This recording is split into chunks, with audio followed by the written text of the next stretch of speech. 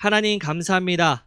오늘 어린이 헌신 예배를 맞이해서 또 하나님 앞에 기쁨과 영광으로 하나님 앞에 나아갈 때 하나님께서 우리를 기쁘게 맞아주시고 꼭 안으셔서 그 하나님의 사랑과 은혜가 온전히 전달되고 또 하나님의 메시지를 통해서 우리의 삶 가운데 온전히 적용되어지는 시간이 될 수 있도록 인도하여 주시옵소서. 감사드리며 예수님의 이름으로 기도합니다. 아멘. 조금 높이겠습니다.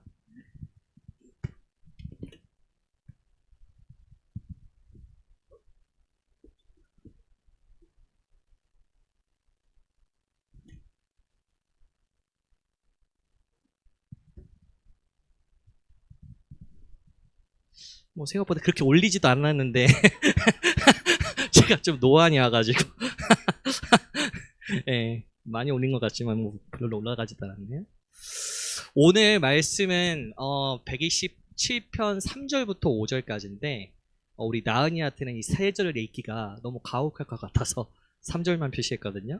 다시 한번 3절부터 5절까지 같이 한번 한 목소리로 하나님의 말씀을 받들어 봉독하겠습니다. 보라, 자식들은 여호와의 기업이요 태의 열매는 그의 상급이로다. 젊은 자의 자식은 장사의 수중의 화살 같으니 이것이 그의 화살통에 가득한 자는 복되도다. 그들이 성문에서 그들의 원수와 담판할 때 수치를 당하지 아니하리로다. 아멘.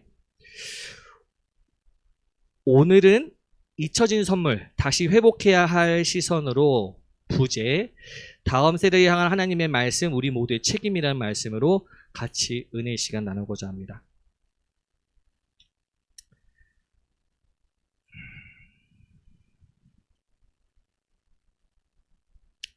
사랑하는 성도 여러분, 가정의 달을 앞둔 오늘 우리는 특별히 우리 교회의 보물이자 하나님의 미래인 우리 자녀들을 주님께 올려드리는 어린이 헌신 주일 예배로 함께 모였습니다. 이 귀한 자리에 함께 하신 모든 성도님들을 주님의 이름으로 환영하고 축복합니다. 오늘 강단 앞에 나와 찬양하고 기도하는 우리 아이들의 모습을 보니까 여러분들과 마찬가지로 제 마음도 하나님의 기쁨과 소망이 가득 차 오른 것을 느꼈습니다. 천사 같은 우리 아이들의 모습은 마치 어두운 세상에 빛나는 별과 같고 또 기도하는 우리 아이들의 모습을 보니까 또 제 마음도 여러분의 마음도 하나님의 기쁨과 소망이 가득 차 오른 것을 느낍니다. 천사 같은 우리 아이들의 모습은 마치 이 어두운 세상에 빛나는 별이 계속해서 밝게 비춰질 수 있도록 우리가 마음을 모아야겠습니다. 그런데 여러분, 오늘 저는 조금 불편할 수 있는 질문으로 설교를 시작하려고 합니다.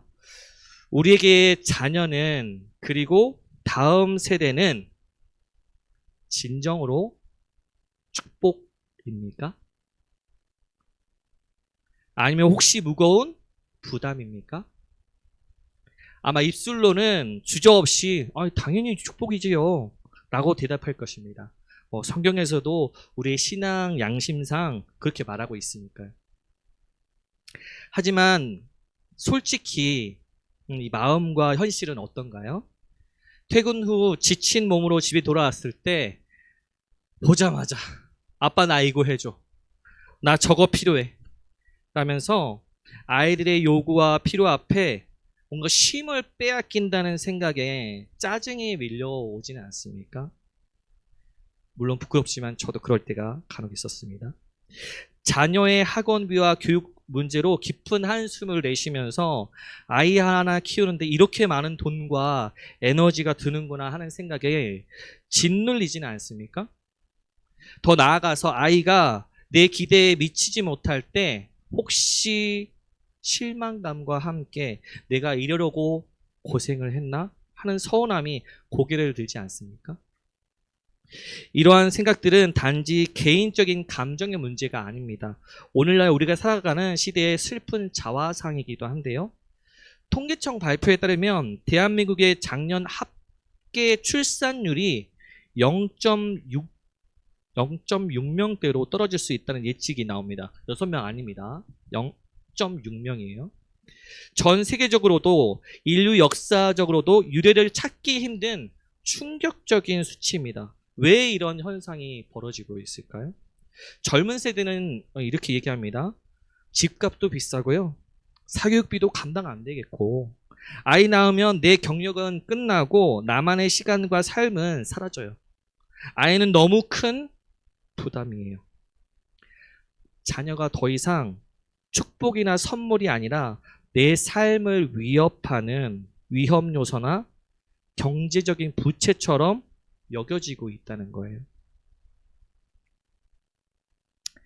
더욱 가슴 아픈 것은 이러한 세상의 가치관이 마치 전염병처럼 교회 안으로도 스며들고 있다는 사실입니다. 입술로는 믿음의 유산을 외치면서도 실제로는 자녀 양육의 어려움 앞에 믿음이 흔들리고 또 아이들을 신앙생활의 걸림돌이나 나를 소진시키는 존재로 여기는 경우가 얼마나 많습니까? 주일 아침마다 몇몇 부모들은 이렇게 하소연하세요. 아침마다 아이들 교회 데리고 나오는 게 마치 전쟁 같다고. 네. 아이들과 교회 나오려고 씨름을 옥신각신 하는데 교회 나오는 것 자체가 너무너무 힘드니까 차라리 그냥 나 혼자 조용히 예배 드리고 싶다 생각이 들 때도 있다는 거예요. 또한 감사하게도 우리 교회는 다행히 아니지만 많은 교회 공동체 전체적으로 다음 세대의 아이들이 줄어들고 있고요. 교회 학교가 약화돼서 이에 대한 관심과 투자가 점점 줄어들고 있다고 합니다. 재정적으로나 인력적으로나 가장 먼저 축소되는 부분이 다음 세대 사역이라고 하소연하는 사역자들이 굉장히 많습니다. 성도 여러분, 이것은 단순히 시대가 변해서 먹고 살기 힘들어져서 생기는 어쩔 수 없는 현상이 아닙니다. 이것은 훨씬 더 근본적인 문제이거든요. 바로 성경이 말씀하시는 하나님의 시선을 잃어버린 것이라는 거예요. 자녀는 여호와의 기업이라는 그 세상을 창조하시고 가정을 세우신 하나님의 관점을 상실한 것입니다. 오늘 우리는 이 잊혀진 선물의 가치를 다시 발견하고 다음 세대를 향한 우리의 왜곡된 시선을 교정하며 하나님 아버지의 마음을 회복해야 할 것입니다. 이것은 선택이 아니라요, 이 시대를 살아가는 우리 모두에게 주어진 절박한 과제입니다. 오늘 하나님의 말씀의 배경이 되는 이 시편 127편은 솔로몬의 시입니다. 전체 구조는 하나님 없이 하는 모든 수고는 헛되다라고 얘기합니다. 하나님이 주시는 복의 본질을 설명하고 있는데요. 이에 3절에서 5절은 바로 이 잊혀진 선물, 다음 세대를 향한 하나님의 변함없는 시각을 우리에게 분명히 가르쳐주고 있습니다. 함께 말씀을 깊이 묵상하면서 우리의 시선을 다시 한번 점검했으면 좋겠습니다. 먼저 3절 말씀 다시 한번 읽겠습니다. 보라, 자식들은 여호와의 기업이요 태의 열매는 그의 상급이로다. 성경은 자녀를 무엇이라고 정의하고 있죠? 여호와의 기업이라고 선언하고 있습니다. 여기서 기업으로 번역된 히브리어 나할라는 단순히 재산이나 소유물 이상의 의미를 갖고 있거든요. 이것은 하나님께서 당신의 언약 백성에게 약속으로 주시는 하나님께 속한 유산, 하나님의 상속 재산이라는 뜻입니다. 마치 이스라엘 백성이 가나안 땅을 기업으로 받았듯이 자녀는 하나님께서 우리에게 허락하신 거룩한 유산이라는 거예요. 이것은 우리가 계획하고 노력해서 만들어진 나의 작품이 아니라 전적인 하나님의 주권과 은혜로 우리에게 맡겨진 하나님의 선물이라는 것입니다. 이어서 태의 열매는 그의 상급이로다라고 말씀하고 있거든요. 상급으로 번역된 히브리어 사카르는, 이 단어는 종종 보상이나 대가로 해석되기도 하지만 이 문맥에서는 앞선 기업과 아름다운 평행을 이루면서 하나님께서 값없이 주시는 풍성한 축복, 또 은혜의 선물을 강조하는 표현으로 이해하는 것이 더 적절합니다. 만약 이것을 우리의 행위에 대한 보상으로 본다면, 그렇다면 자녀가 없는 가정은 하나님의 보상을 받지 못했다는 잘못된 결론에 억측에 이르게 됩니다. 성경은 결코 그렇게 말씀하지 않거든요. 자녀를 주시는 것도 하나님의 은혜요 선물이며 혹 자녀를 허락하지 않으신다고 해도 아직 없다고 해도 그 안에는 우리가 다 알지 못하는 하나님의 선하신 계획과 또 다른 방식의 은혜가 있음을 우리는 믿음으로 고백해야 합니다. 결코 자녀의 있고 없음이, 자녀의 유무가 우리의 신앙 수준이나 하나님의 사랑의 척도가 결코 될 수 없습니다. 핵심은 이것입니다. 자녀는, 다음 세대는 철저히 하나님께 속한, 하나님께서 우리에게 맡기신 거룩한 기업, 거룩한 선물이라는 거예요.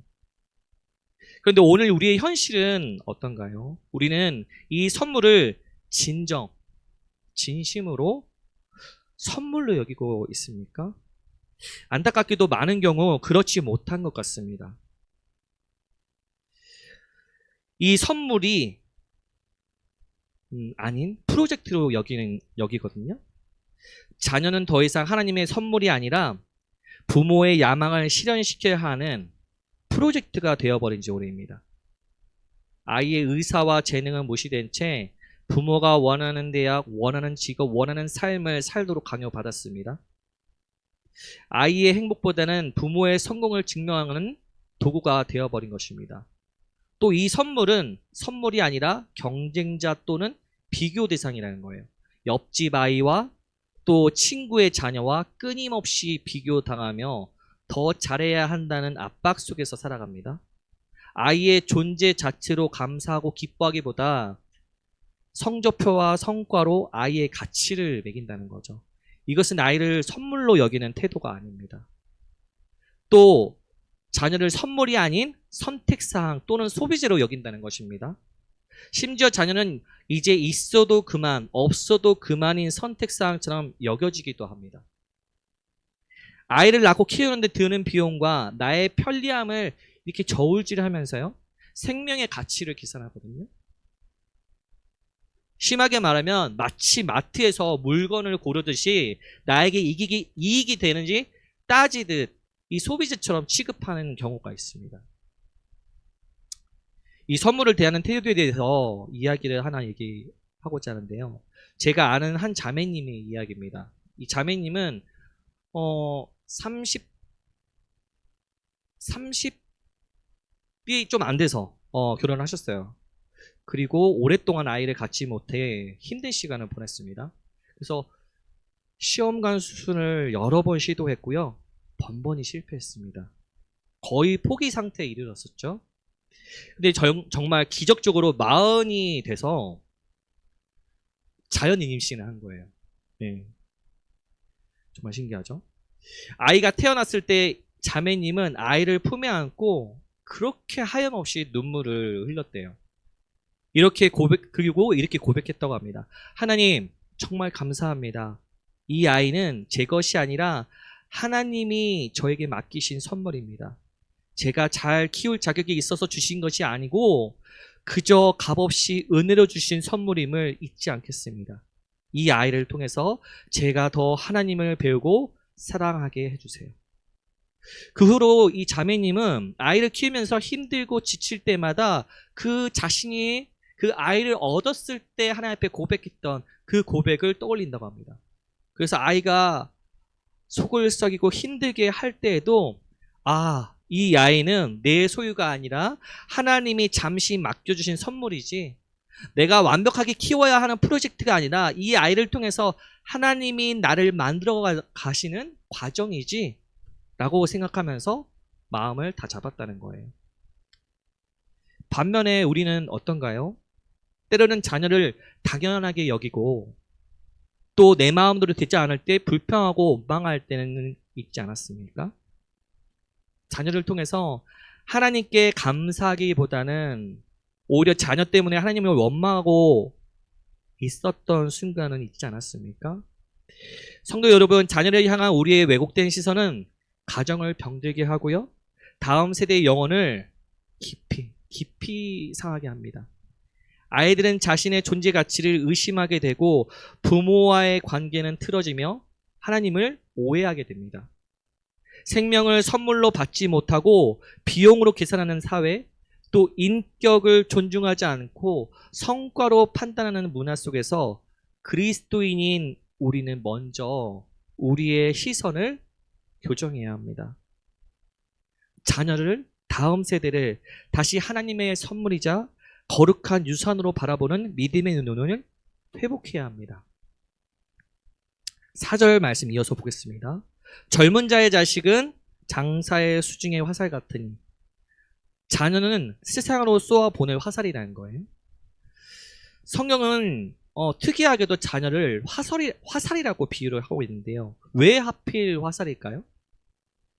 화살의 목표는 무엇입니까? 화살의 존재 의미는 무엇입니까? 날아가는 거잖아요. 내가 원하는 관역에 꽂히는 게 그 화살의 의미이잖아요. 목표잖아요. 화살 자체로도 의미가 있겠죠. 하지만 진정한 화살의 가치는 관역을 향해 날아가서 꽂힐 때 진짜 화살의 그 의미가, 존재의 의미가 발휘됩니다. 즉, 자녀 양육의 목표는 아이를 내 품에 안전하게 가두어 두는 보호가 아니라 하나님께서 각자에게 주신 사명을 향해서 세상으로 힘차게 나아가도록 파송하는 데 있다는 겁니다. 우리는 자녀라는 화살을 하나님의 나라와 그의 의를 향해 조준하여 세상으로 쏘아 보내는 영적 장사, 즉 용사가 되어야 한다는 것입니다. 그런데 오늘날 우리의 모습은 이 화살을 제대로 다루고 있지 못한 것 같습니다. 크게 두 가지 잘못된 모습이 나타나고 있는데요. 하나는 화살을 쏘지 않고 품에 꼭 쥐고 있는 모습이라는 거예요. 뭘까요? 자녀를 과잉보호하는 거죠. 실패할까봐, 넘어질까봐, 상처받을까봐, 세상의 험한 풍파에 다칠까봐 아이들을 점점 그 온실 속으로 그 화초처럼 키워져 간다는 거예요. 스스로 판단하고 책임지는 경험을 빼앗고 부모가 만들어 놓은 안전한 울타리 안에서만 살아가게 됩니다. 이런 아이들은 어른이 되어서도 홀로 서지 못하고 작은 어려움에도 쉽게 좌절하며 하나님께서 주신 잠재력을 발휘하지 못한 채 부모에게 의존적인 삶을 살게 될 가능성이 높습니다. 이것은 화살을 제대로 쏘아 보내지 못하는 것입니다. 이 말씀을 묵상하면서 저한테 하시는 말씀으로 너무나 새겨지더라고요. 다른 하나는 화살을 쏘기는 쏘는데 엉뚱한 방향으로 쏘거나 아예 방향 없이 방임하는 모습입니다. 세상적인 성공, 좋은 대학, 안정된 직장만을 향해서 아이들을 내멉니다. 하나님께서 그 아이에게 주신 고유한 은사와 부르심은 무시한 채 부모의 욕심과 세상의 기준에 맞춰 화살의 방향을 강요합니다. 혹은 너무 바쁘다는 핑계로 또는 어떻게 해야 할지 모른다는 이유로 자녀의 신앙과 삶의 방향에 무관심하고 방임합니다. 네 인생이니까 네가 알아서 해. 무책임하게 내버려 두는 것입니다. 어느 해안가에 등대가 하나 있었습니다. 이 등대를 지키는 등대지기는 매일 밤 등대에 불을 밝혀서 어두운 밤바다를 항해하는 배들이 안전하게 길을 찾아갈 수 있도록 돕는 일을 했어요. 그런데 어느 날 밤 정말 엄청나게 거센 폭풍우가 들이닥친 거예요. 집채만한 파도가 몰아치고 칠흑 같은 어둠 속에서 진짜 요 앞도 한 치 앞도 보이지 않는 거예요. 등대지기는 이렇게 생각했죠. 아유, 이런 날씨에 누가 배를 띄웠겠어? 누가 감히 바다에 나오겠어? 괜히 등대불을 켰다가 벼락이라도 맞으면 어떡해? 그런 두려움이 들었어요. 그렇게 생각하면서 잠시 망설였다가 그는 자신의 사명을 떠올렸습니다. 아니야. 이럴 때일수록 더욱 정신을 바짝 차리고 불을 밝혀야 해. 아니, 혹시라도 길을 잃고 헤매는 배가 있을지 또 알아? 그런 두려움을 떨치고 평소보다 오히려 더 몇 배 밝게 등대에 불을 밝혔습니다. 얼마 후에 이제 폭풍우가 잠잠해졌어요. 그리고 날이 밝아왔습니다. 그리고 나서 등대지기는 깜짝 놀랐습니다. 등대 바로 앞에 암초의 작은 어선 한 척이 위태롭게 걸려 있는 거 아니겠어요? 배에 타고 있던 어부들은 밤새 이 등대 불빛 하나만을 보고 암초를 피해서 간신히 목숨을 건졌다는 거예요. 그래서 그 등대직에게 연신 연거푸 감사 인사를 전했습니다. 만약 그날 밤 등대지기가 두려움 때문에 불을 밝히지 않았더라면 그 배는 안전을 장담할 수 없었겠죠. 성도 여러분, 우리는 다음 세대에게 어떤 존재입니까? 세상의 풍파 속에서 길을 잃고 방황하는 다음 세대에게 우리는 믿음의 등대의 불빛을 밝혀주는 등대지기의 사명을 감당하고 있습니까? 아니면 세상의 가치관이라는 안개 속에서 방향 감각을 잃어버린 채 우리 자신도 어디로 가야 할지 모르고 있지는 않던가요? 부모로서, 신앙의 선배로서 우리는 다음 세대에 나라는 이 화살이 하나님 나라라는 관역을 향해 날아갈 수 있도록 분명한 방향을 제시해 주어야 한다는 것입니다. 그것이 바로 우리에게 맡겨진 영적 장사의 역할입니다. 일부 예배 때만 해도 이 정도 감정은 아니었거든요. 근데 2부 예배 때 시작할 때 우리 아이들이 찬양하고 그 조망만한 손으로 율동을 하면서 아직 발음도 부정확한 그 말로 하나님의 말씀을 읊조리는데 반드시 지키겠다. 그 마음이 너무 전해지는 거예요. 오늘날 우리 아이들은 사실 생각보다 많은 문제를 겪고 있습니다. 뭐 세상 사는 것도 편한데 뭐 부모 그늘 안에서 뭐가 힘든 게 있겠어? 모르는 소식입니다. 관계의 단절로 인해서 또 정서적인 불안으로 인해서 끝없는 경쟁과 비교에서 오는 스트레스들, 또 삶의 의미의 상실. 조금 전에 제가 출산율 최저치를 얘기했는데 불명예스럽게도 자살률은 또 1위입니다. 10대, 20대에서 사망하는 그 이유가 자살인 거 알고 있으십니까? 또 교회를 떠나는 현상.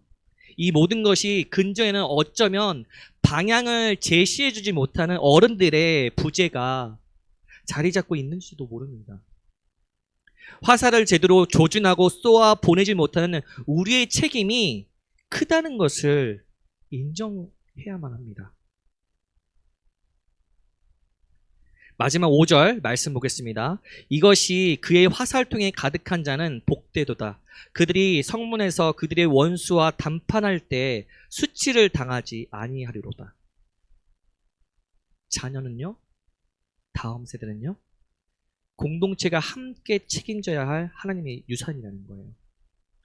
화살통의 믿음의 화살들, 즉 다음 세대가 가득하다는 것은 어떤 의미일까요?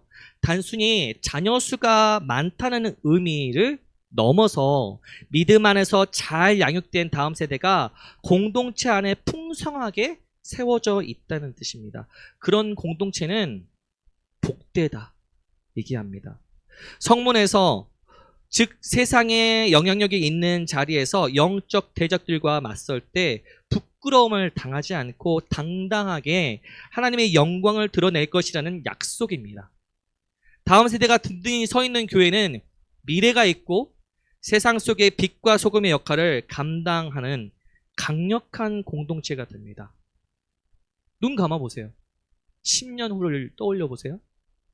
멀지도 않습니다.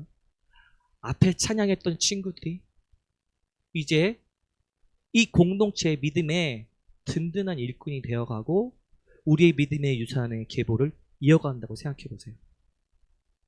단순히 우리가 뭔가 결과를 만들려고 하는 것이 아니라 하나님은 우리 안에서 하나님께서 보내고자 하시는 그 은혜의 선물들을 우리 세대에서 멈추길 원하지 않으신다는 거예요. 그런데 다시 한번 우리의 현실을 돌아봅니다. 오늘날 우리 교회의 화살통은 어떻습니까? 한국 교회의 화살통은 어떻습니까? 점점 비어져 가고 있지 않습니까? 아직까지 저희 주일학교는 이제 우리 하사랑부와 우리 늘봄 어린이부 아이들이 있습니다. 너무나 감사하죠. 그런데 한 해 한 해 6학년 친구들을 청소년 올라갈 때마다 그 숫자가 줄어들고 있어요. 올해는 그래도 비슷하게 숫자를 이제 청소년으로 올라가겠지만 내년에는 그 반도 안 되거든요. 그 다음엔 더 줄어들고요. 점점 아이들이 줄어가고 있다는 거예요. 단순히 근데 인원을 수적인 것을 얘기하는 게 아닙니다. 주일학교 없는 교회가 분명 늘어나고 있고요. 청년들은 교회를 떠나가고 있습니다. 다음 세대는 교회의 자랑과 힘이 되기보다는 가장 연약하고 위태로운 존재가 되어가고 있습니다. 신앙교육은 형식적으로 이루어지거나 아예 중단되고 그 빈자리를 세상의 가치관과 문화가 빠르게 채워가고 있어요. 작년 세대인 우리는 과연 다음 세대에게 믿음의 본을 보이면서 그들의 영적 성장을 위해 얼마나 투자하고 있습니까? 다음 세대를 위해 우리의 시간과 재능과 재정을 기꺼이 내놓고 있습니까? 물론 우리 교회는 너무나 잘 해주고 있습니다. 아니면 또 우리 세대 살기도 바쁘다. 요즘 아이들은 우리 때와 달라서 잘 모르겠다 하면 뒷짐만 지고 있지는 않습니까? 교회 안에서조차 세대 간의 벽은 높아지고 서로에 대한 이해와 존중은 너무나 턱없이 부족해지고 있습니다. 성도 여러분, 오늘 본문 마지막 절인 이 5절의 약속은 개인에게 하신 말씀이 아니에요. 공동체에게 주신 약속입니다.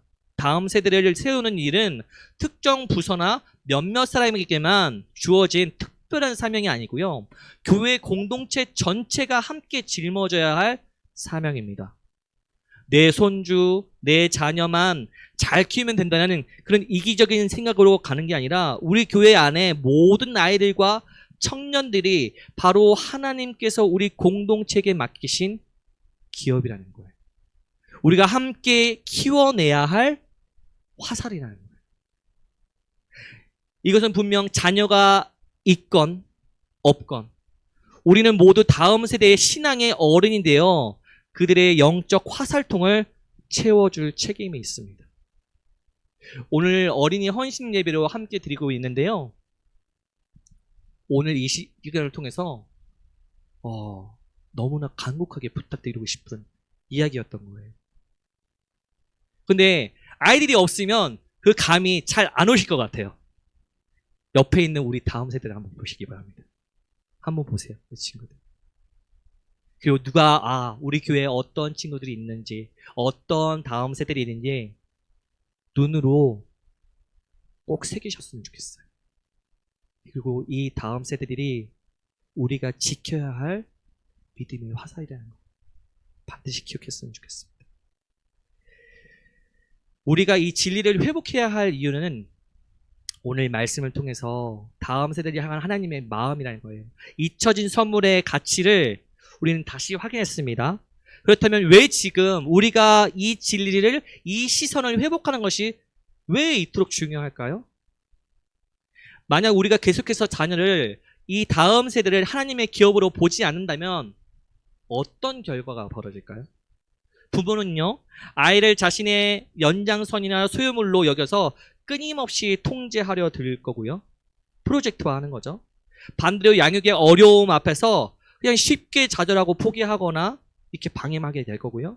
혹은 세상의 기준에 맞춰서 끊임없이 비교하며 아이와 자신 모두를 불행의 늪으로 밀어 넣을 것입니다. 교회는 어떻게 될까요? 점점 줄어드는 다음 세대를 보면서 절망하고요. 또 그들의 신앙 인격 체어로 세우려는 노력보다는 단기적인 흥미를 끄는 행사나 프로그램에만 매달리게 될 것이죠.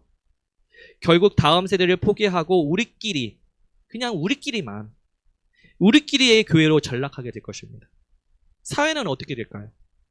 생명의 가치를 경제 논리로만 재단하면서요, 저출산 문제를 더욱 심화시킬 거고요. 미래 세대에 대한 투자를 외면하면서 지속 불가능한 사회로 나아가게 될 것입니다. 어느 유명한 미래학자가 30몇 년이었나요? 50년 후에는 우리나라가 없어질지도 모른대요. 그 말은 가볍게 들을 부분이 아닌 것 같습니다. 궁극적으로 이 시선에, 바로 하나님의 시선에 대한 회복이 없다면 신앙의 대가 끊어질 위험에 처하게 됩니다. 구약의 마지막 책이죠. 말라기에서는 이렇게 경고하고 있습니다.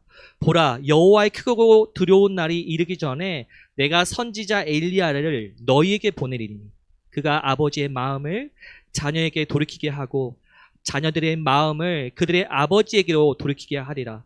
돌이키지 아니하면 두렵건대 내가 와서 저주로 그 땅을 칠까 하노라 하시니라. 얼마나 무서운 말씀입니까?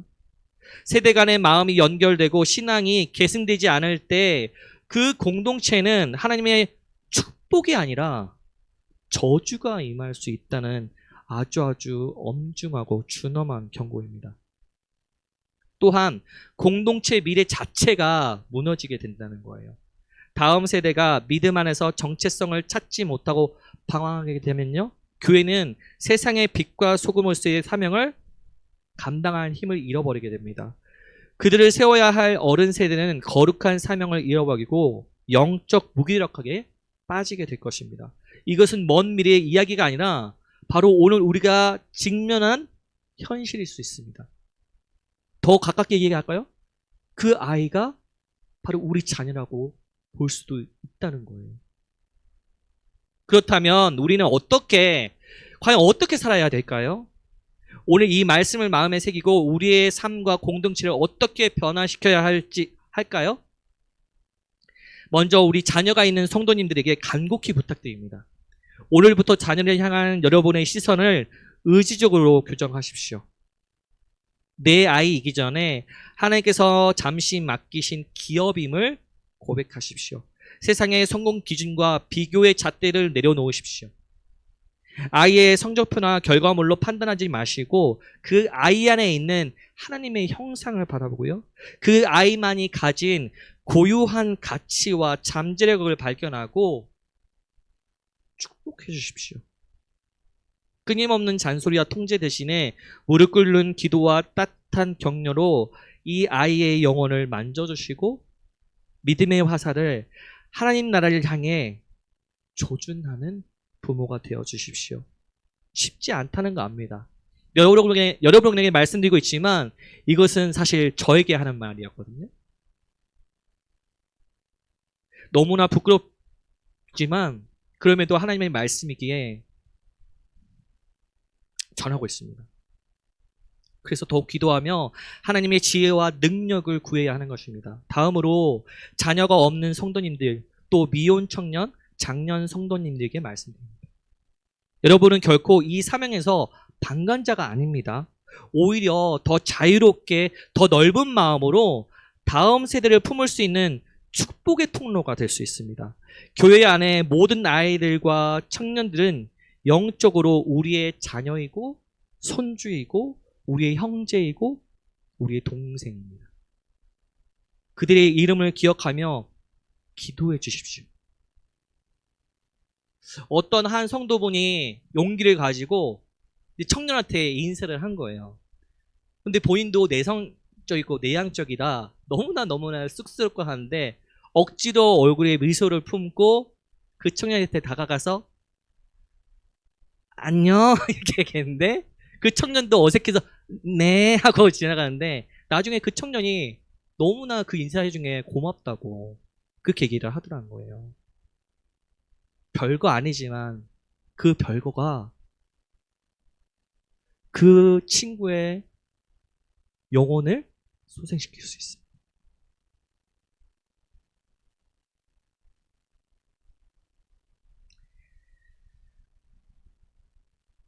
그래서 예배 시간에 또 교회 곳곳에서 우리 다음 세대, 또 우리 자녀들, 또 우리 청소년부, 우리 청년들이 만날 때 그냥 지나가지 마시고 제발 아는 척 하시고 인사하는 게, 멘트 하는 게 너무 어색하다, 뻘쭘하다 하면 그냥 어깨라도 툭툭 두드려주세요. 돌봄 교사로, 세소식반 교사로, 또 교회 학교 교사로, 청년 청소년부 멘토로, 프론티어로, 재정적 후원자로 삶의 지혜를 나누는 인생의 선배로 기꺼이 섬겨주십시오. 또 여러분의 작은 관심과 사랑이 한 영혼을 살리고 다음 세대를 세우는 결정적인 역할을 할 수 있다는 거예요. 이 사람이 얘기해서 안 됐던 거 저 사람이 얘기합니다. 또 저 사람이 얘기합니다. 그게 쌓이고 쌓이고 쌓여서 누군가는 그냥 했는데 하겠습니다! 이럴 수 있는 거예요.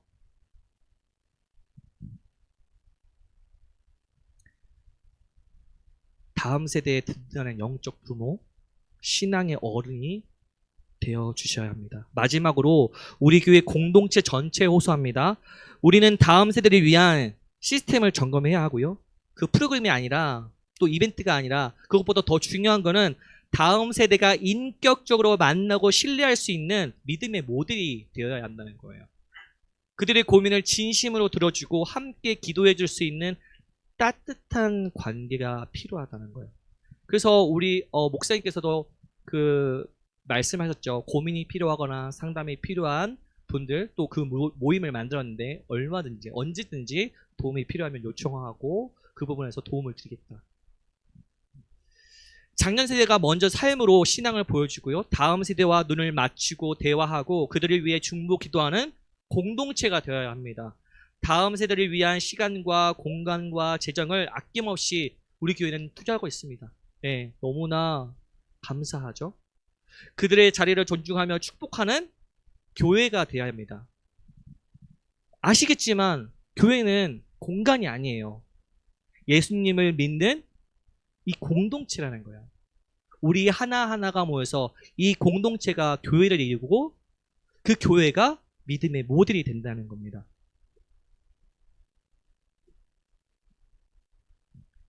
나는 너의 믿음의 어른이다 라고 자신있게 말하고 보여줄 수 있는 우리 모두가 되어야 되겠습니다. 사랑하는 성도 여러분, 말씀 맺겠습니다. 오늘 우리는 잊혀진 선물, 다음 세대를 향한 하나님의 마음을 다시 한번 확인했습니다.